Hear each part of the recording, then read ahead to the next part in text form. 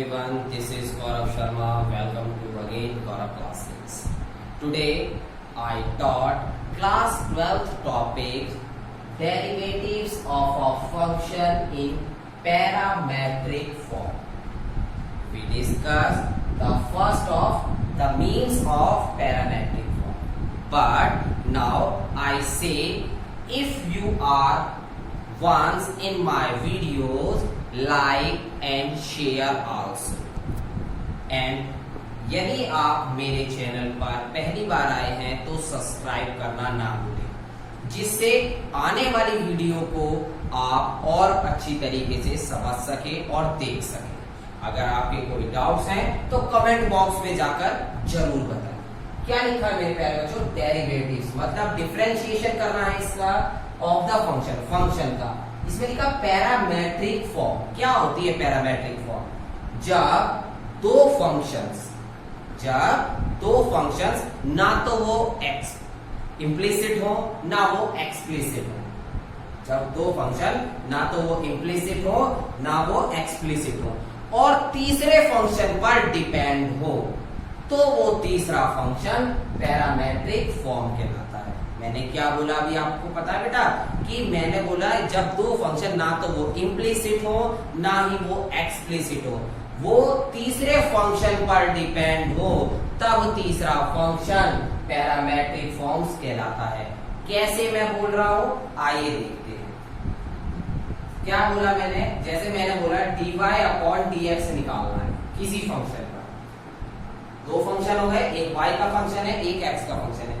अब इसको निकालने के लिए सबसे पहले हमें फॉर एग्जाम्पल ये निकालते हैं dy/dθ और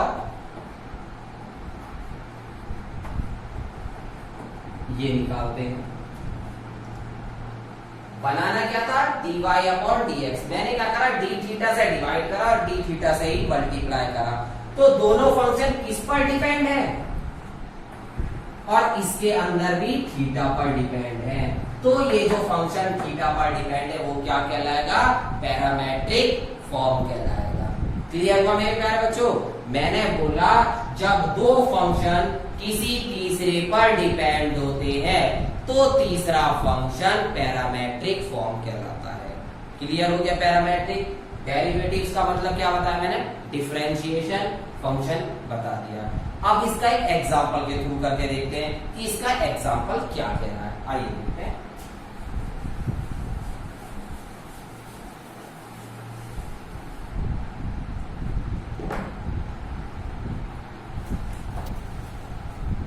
हमको दे रखा है dy/dx फाइंड करना है। हमको दे रखा है dy/dx फाइंड करना है और दे रखा है if x equals a cos theta, y equals a sin theta। Clear हुआ मेरे प्यारे बच्चों? क्या निकालना है? dy/dx निकालना है। और तीसरा फंक्शन क्या दे रखा है इसके अंदर? थीटा। थीटा x के साथ भी है, थीटा y के साथ भी है, मतलब ये दोनों से डिपेंडेबल है। और इस फंक्शन को हम क्या बोलते हैं? Parametric form. याद, ठीक है। अब इसके लिए सबसे पहले क्या देखा? x equals a cos theta. Differentiation करेंगे dx/dθ, क्योंकि यहां पर थीटा लिखा।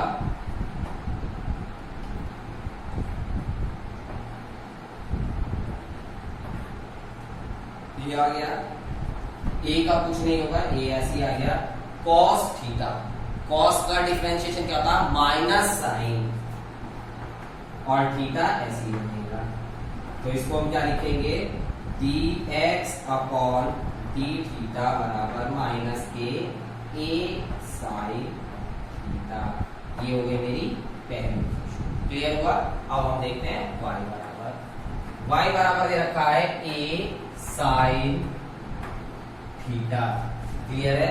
y की वैल्यू हो गई dy/dθ बराबर डी अपॉन डी थीटा, ए साइन थीटा। ए को ऐसे ही रखेंगे, साइन थीटा का डिफरेंशिएशन होता है कॉस थीटा, और ये मेरी क्या हो गई, d y upon d theta. ये मेरी दूसरी इक्वेशन हो गई। अब मुझे क्या निकालना मेरे प्यारे बच्चों, d y upon d x, मतलब डी वाई सेकंड है तो सेकंड और डी एक्स फर्स्ट है, तो equation second upon equation first कर दे भाई। हमें डी वाई सेकंड इक्वेशन में दे रखी तो सेकंड वाली पहले, और एक्स बाद में दे रखा तो डी वाली नीचे। इसके लिए क्या निकालेंगे, d y upon d theta multiply d theta upon d x. ये समझ में आ गया। ये इसके नीचे आता, मैंने कॉन्जुगेट कर कर उल्टा कर दिया। क्या लिखा है, क्या, ए कॉस थीटा अपॉन नीचे में क्या लिखा, माइनस के ए साइन थीटा। डी थीटा से डी थीटा कैंसिल आउट हो गया, ए से ए कैंसिल आउट हो गया, क्या बचा यहां से मेरा, d y upon d x बराबर माइनस के कॉट।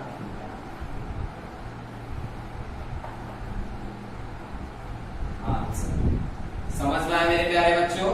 मैंने क्या करा, इस फंक्शन का इससे रिलेशन था, इस फंक्शन का इससे रिलेशन था, और मुझे d y upon d x निकालना था with help of parametric form. मैंने ये निकाल दिया। मेरे सभी बच्चों को कंसेप्ट क्लियर आया? अगर नहीं आया तो हम एक एग्जांपल और करके देखते हैं, जिससे और अच्छे से हमारा ये कंसेप्ट क्लियर हो जाए। आइए हैं, अभी हमने देखा d y upon d x निकाला थीटा के रेस्पेक्ट में, अब हम निकालेंगे d y upon d x t के रेस्पेक्ट। जरूरी नहीं है थीटा यार, देखिए हमें क्या दे रखा है question, find d y upon d x if x equals a t square, y equals 2at। क्या दे रखा है मेरे को, x equals a t square, y equals 2at। सबसे पहले हमें क्या दे रखा है, x बराबर a t स्क्वायर। अब यहाँ क्या लिखेंगे क्या बच्चों, t, तो हम लिखेंगे dx अपॉन dt। वहां पे क्या था, थीटा, तो हमने थीटा लिखा था, equals d upon dt a t square. Clear हुआ, लिखेंगे a बाहर आ जाएगा, t स्क्वायर का डिफरेंशिएशन क्या होगा, 2t, क्योंकि 2 आगे आ गया, 2 में से बन गया 1 बचा, तो dx अपॉन dt बराबर हो जाएगा 2at। ये मेरा पहला। अब हम आते हैं दूसरे पर, y बराबर क्या दे रखा है मेरे को, 2at, dy अपॉन dt बराबर हो जाएगा d upon dt bracket 2at, यहां हो जाएगा 2a बाहर आ जाएगा, और t का डिफरेंशिएशन 1, तो क्या हो गया, dy अपॉन dt बराबर 2a। ये मेरी क्या हो गई फिर प्यारे बच्चों, सेकंड। मुझे क्या निकालना है, dy अपॉन dx। dy कहाँ है, सेकंड नंबर पे, dx कहाँ है, फर्स्ट नंबर पे। तो क्या लिखेंगे, equation second upon equation first. ये लिखा, लिखेंगे dy upon dt multiply dt upon dx। इसको इसके नीचे पॉइंट करेंगे तो ये उसमें चला जाएगा। देखो कैसे होगा, कभी आप कंफ्यूज हो, dy upon dt upon dx upon dt। हमें पता है फोर्थ वाला फर्स्ट नंबर पे आ जाता है, और सेकंड वाला थर्ड के उस पर, तो हमने इसको डायरेक्ट किया, इक्वल्स क्या है ये, 2a अपॉन 2at। 2a से 2a कटा, dt से dt कटा, क्या आ गया, dy अपॉन dx बराबर 1 अपॉन t। आंसर। मेरे प्यारे बच्चों सभी के समझ में आया कि हमने इसको कैसे निकाला, क्लियर। अब इसी सीक्वेंस को आगे बढ़ाते हुए 2018 के अंदर जो 4 मार्क्स का क्वेश्चन आया था हम वो करते हैं। आइए कौन सा है? फाइंड dy अपॉन dx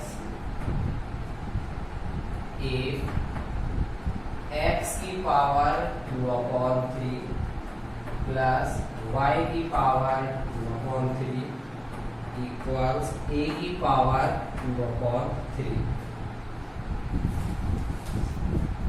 देखिए मेरे प्यारे बच्चों, इसमें dy अपॉन dx, लेकिन हमें इस पर पावर्स दे रखे हैं, तो कुछ बच्चे समझेंगे कि इसको लॉग के हिसाब से करना, क्योंकि लॉग में तो पावर्स आगे आ जाती हैं, पर इसको हम पैरामेट्रिक के हिसाब से करेंगे। पैरामेट्रिक क्या है कि हम इसमें ये जो अपॉन 3 दे रखा है, कुछ ऐसा फंक्शन इंक्लूड करेंगे कि ये क्यूब जो 1/3 है क्यूब से कट जाए।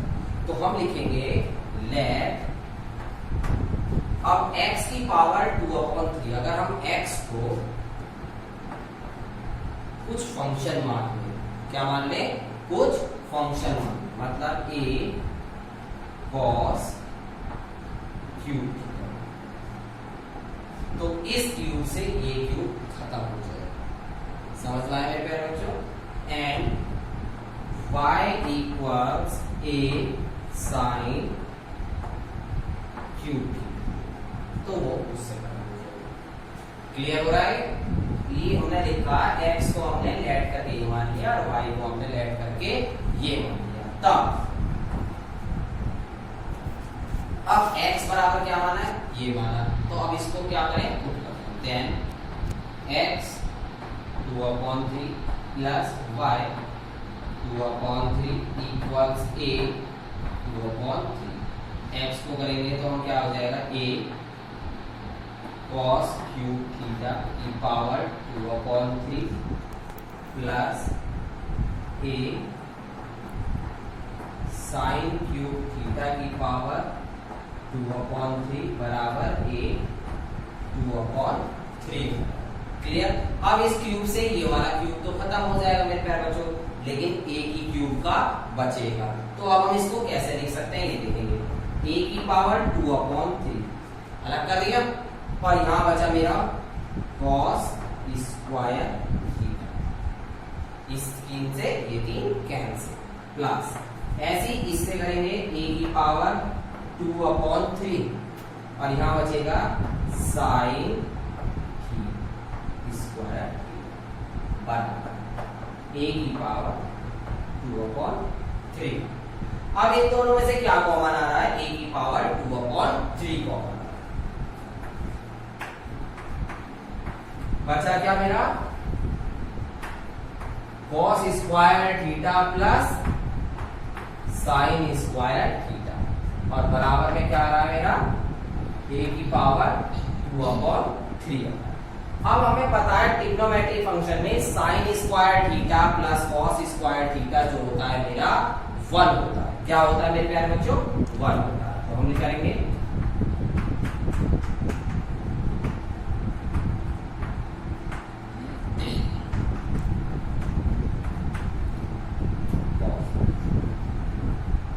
LHS बराबर RHS दिखा दिया। अब हम इसको सॉल्व कर रहे हैं। किसको सॉल्व करेंगे मेरे प्यारे बच्चों? क्योंकि हमें निकालना क्या है? dy upon dx। तो x बराबर क्या था मेरा?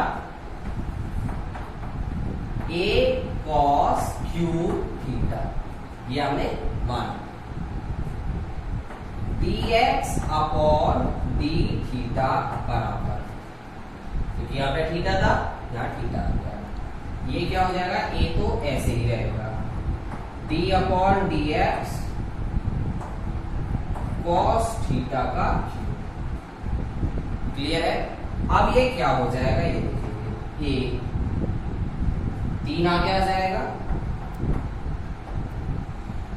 cos थीटा का स्क्वायर हो गया, और cos थीटा का डिफरेंशिएशन क्या होता है?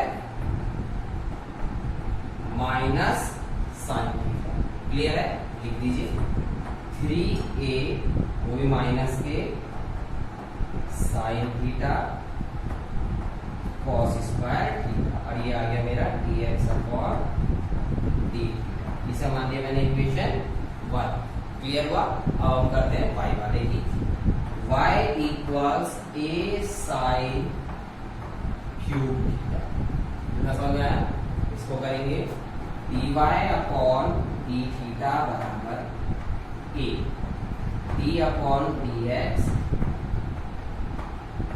Sine cube theta.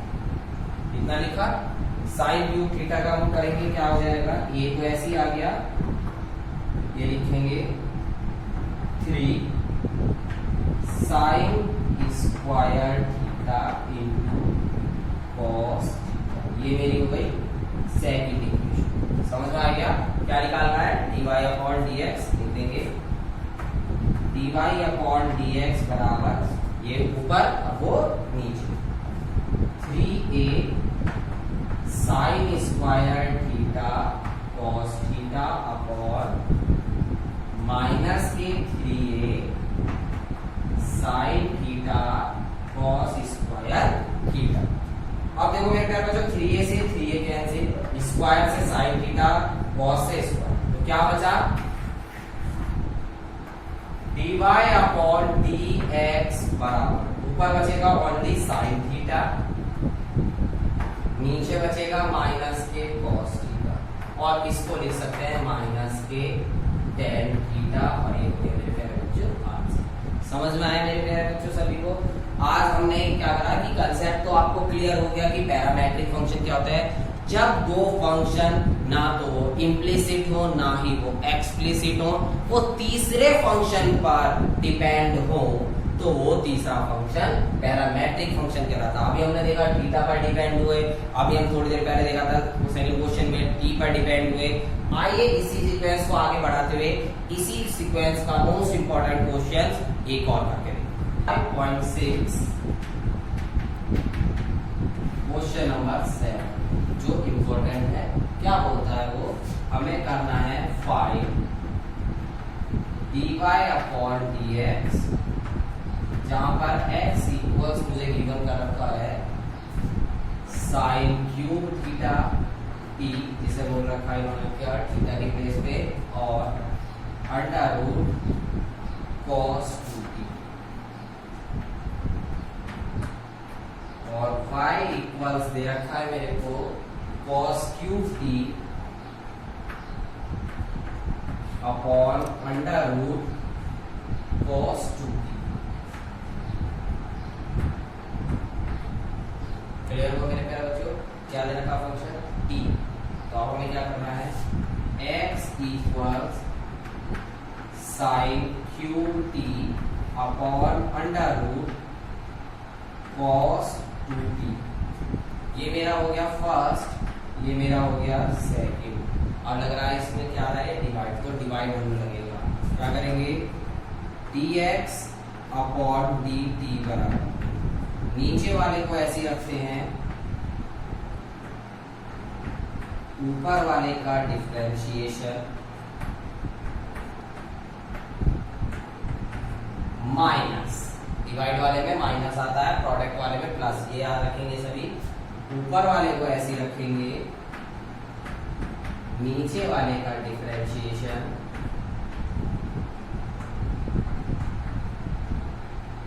का होल अपॉन नीचे वाले का होल स्क्वायर।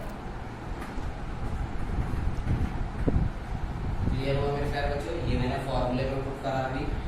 इसके बाद कॉस, ये तो ऐसे ही रहेगा कॉस 2t मल्टीप्लाई, ये क्या है? साइन क्यूब t, 3 आगे आ जाएगा, साइन स्क्वायर t बचा मल्टीप्लाई साइन t का क्या होता है मेरे प्यारे बच्चों? कॉस। क्लियर हुआ? माइनस साइन क्यूब t ऐसे लिखेंगे इनटू, अब ये क्या लिखा है? cos 2t की पावर 1/2, अंडर रूट को क्या बोलते हैं? 1/2, 1/2 आगे आ जाएगा, ये बचा cos 2t की पावर 1/2 माइनस 1। क्लियर हुआ? अब क्या है? cos 2t, cos का क्या होता है मेरे प्यारे बच्चों? माइनस साइन 2t, और 2t का होता है मेरे प्यारे बच्चों 2 का होल अपॉन अंडर रूट से स्क्वायर खत्म, क्या बचा cos 2t। सही है, इस 2 से ये 2 कैंसिल हो जाएगा। इतना क्लियर हुआ मेरे प्यारे बच्चों? लिख दीजिए क्या बचेगा, under root cos 2t multiply 3 cos t sine square t minus, और ये आ रहा है माइनस, तो ये हो गया बेटा प्लस, ये बचेगा sine 2t sine qt upon under root cos 2t, क्योंकि ये 2 क्या और ये अंडर रूट में नीचे आ जाएगा, क्योंकि हाफ माइनस का बचेगा, माइनस का बचते ही नीचे आ जाएगा, का होल अपॉन cos 2t। इतना समझ में आया मेरे प्यारे बच्चों? अब हमें देखो यहाँ पर नीचे आ रहा है, तो इसका क्या ले लेंगे, ऊपर भी एलसीएम ही ले लेंगे। ले लिया, अंडर रूट cos 2t को अंडर रूट cos 2t में मल्टीप्लाई करेंगे तो क्या आ जाएगा मेरे प्यारे बच्चों, cos 2t 3 cos t sine square t plus sine 2t sine qt upon 2 और 1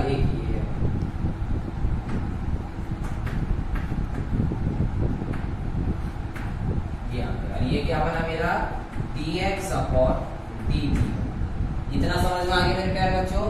इसको हम बॉक्स में ले लेंगे, क्लियर हुआ? अब हम निकालेंगे y equals cos qt upon 2t। इसको रफ कर देते हैं, इतने इस पार्ट को बचाएंगे, इसको रफ कर dx का निकाल लिया, dt y का निकाल लिया, तो हमारा क्या है y equals cos qt upon under root cos, फिर दोबारा से इसको फर्स्ट मानेंगे, इसको सेकंड मानेंगे, dy अपॉन dt बराबर, नीचे वाले को ऐसे रखेंगे, ऊपर वाले का डिफरेंशिएशन माइनस, ऊपर वाले को ऐसे रखेंगे, नीचे वाले का differentiation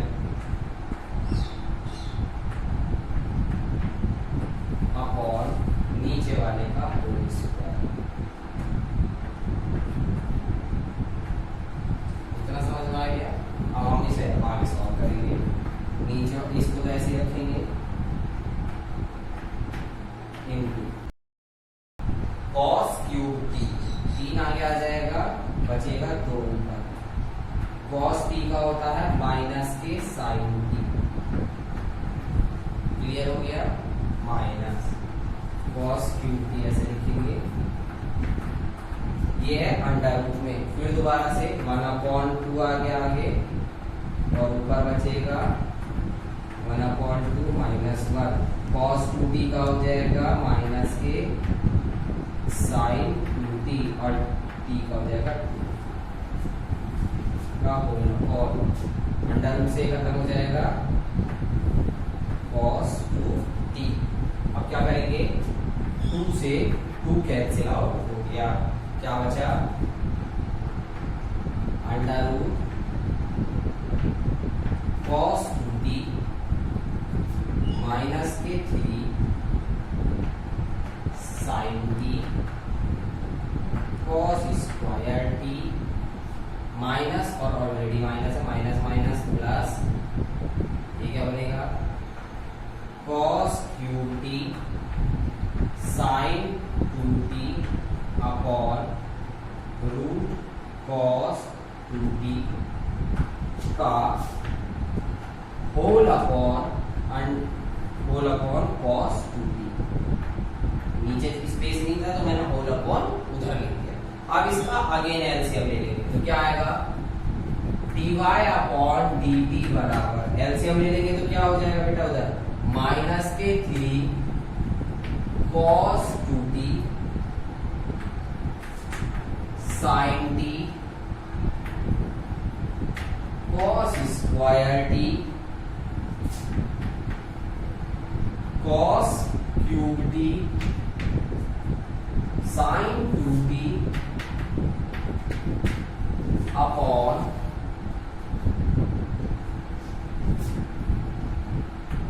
cos 2t under root cos 2t।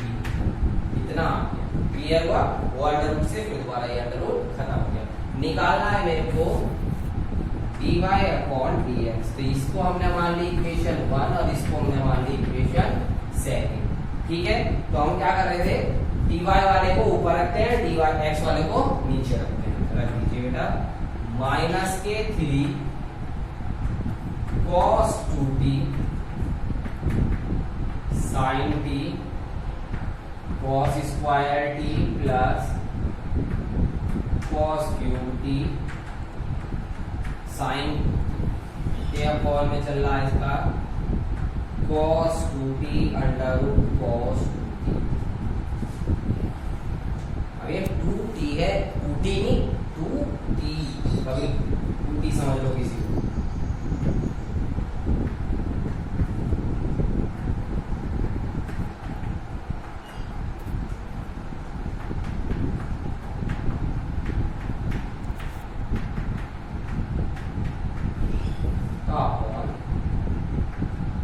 cos 2t upon cos, इतना समझ में आ गया? इन दोनों को लिख दिया।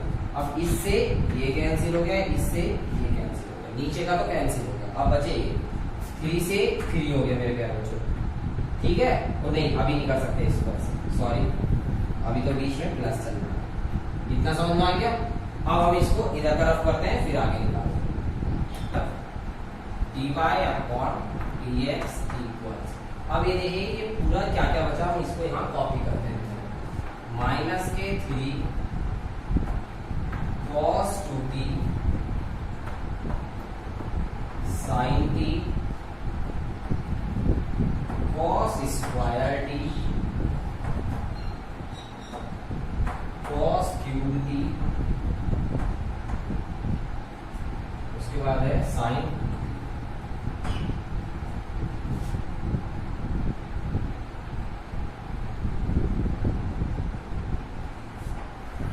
Upon 3 cos 2t cos t sin 2t sin 2t sin q। इतना बचा। अब इन दोनों में से देखो बेटा कॉमन क्या क्या है, यहाँ लिखा है sin 2t, यहाँ नहीं है sin 2t, तो इसमें से क्या कॉमन लेंगे, एक तो cos स्क्वायर t आ रहा है, एक sin, ठीक है, और क्या क्या है, इसको और ब्रेक करना होगा ये अभी हमें, क्योंकि इसके अंदर लिखा है sin 2t। sin 2t की वैल्यू कितनी होती है मेरे प्यारे बच्चों, 2 sin t cos t। पहले जो कॉमन आ रहा है वो निकाल लेते हैं। पहले आ रहा है cos स्क्वायर, बचेगा क्या, माइनस के 3 cos 2t sin t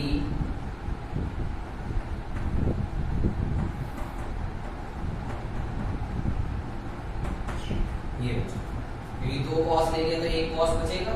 clear है, आगे चलते हैं। इन दोनों में से देखिए, यहाँ लिखा है sin 2t, यहाँ नहीं है, sin क्यूब t, यहाँ sin स्क्वायर, तो sin स्क्वायर t लेते हैं। क्या बचा, 3 cos 2t cos t sin 2t into sin, ये बचा। ठीक है, अब इसमें और दोबारा से फंक्शन कर देंगे। फंक्शन पे लगाएंगे तो हम देखेंगे कि cos 2t की वैल्यू क्या होती है मेरे प्यारे बच्चों, 2 cos square t minus 1।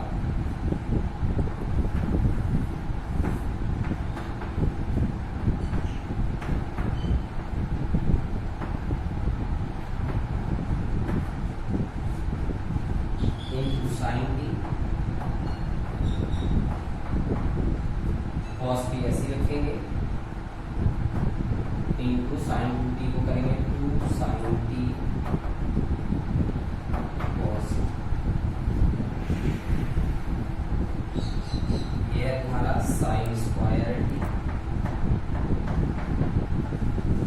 Again इस वाले में फंक्शन में फिर दोबारा से वही वैल्यू पुट करेंगे,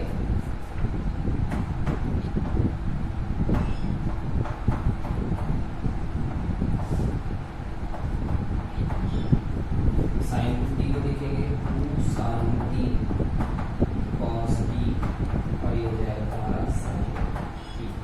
क्लियर हुआ? अब इधर का रफ कर देते हैं, क्या दिख रहा है? अब हम इसको अंदर से पहले आप कर लेते हैं, क्या लिखेंगे cos स्क्वायर t ब्रैकेट 3 2 जा 6 cos square t minus minus plus के 3 sin t प्लस, अब इसमें से हमें क्या दिख रहा है मेरे प्यारे बच्चों 2 sin t, cos की cos में करेंगे तो cos स्क्वायर t अपॉन नीचे क्या दिख रहा है sin स्क्वायर t 3 1 जा 3 माइनस 3 2 जा 6 sin स्क्वायर t और यहाँ आ गया बाहर इसके cos t plus 2 sin square t cos। अब इसमें देखिए मेरे प्यारे बच्चों, यहाँ पे भी साइन आ रहा है, यहाँ भी साइन आ रहा है, तो साइन और कॉमन ले लेंगे हम sin t और ये हो गया cos स्क्वायर t, दोनों चीज हो गई कॉमन।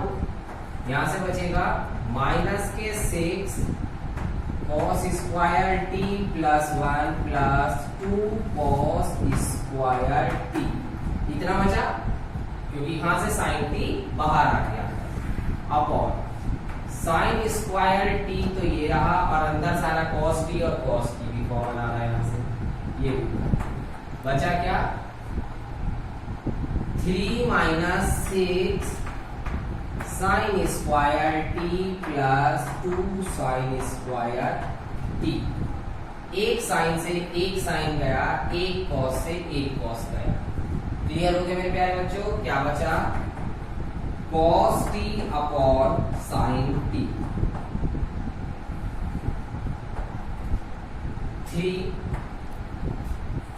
6 में से 2 गए माइनस के 4 cos स्क्वायर t, इतना दिख रहा है। नीचे क्या बच रहा है 3, 6 में से 2 गए माइनस के 4 sin स्क्वायर t। ये क्लियर हुआ मेरे प्यारे बच्चों? है?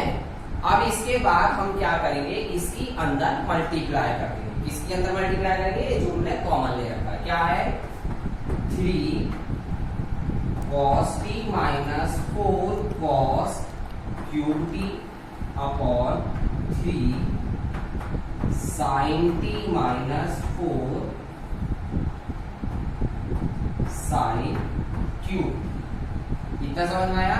ये फॉर्मूला बन गया मेरे प्यारे बच्चों cos 3t का। किसका बन गया?